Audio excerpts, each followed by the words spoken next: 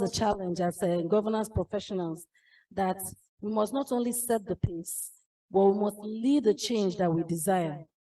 So how do governance professionals contribute to fostering a business environment conducive to economic growth and sustainability? Thank you very much, Nkechi. Good afternoon, everyone. I think it's been well established the whole day that indeed a good corporate governance has a big role to play in a sound economy and economic development of any nation.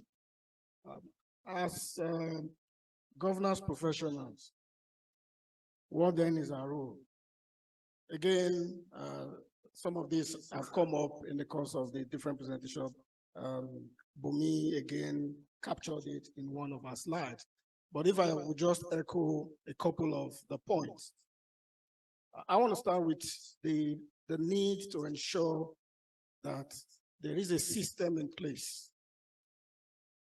that makes an organization to be compliant with existing laws, regulations, and even internal policies that guide the operations of every organization.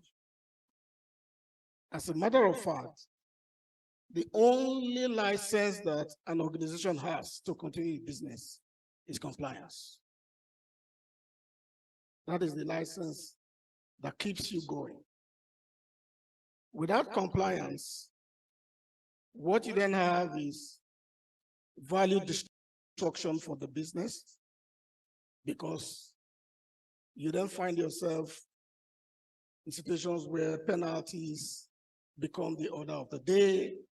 You also find yourself where reputational damage comes upon that organization.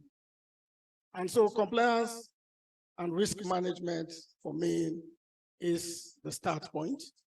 And tied to that is what I would also call you walking the talk. As a governance professional, if you are not following the rules, the regulations, the policies of the organization, how are you able to convince any other person in the organization to adhere?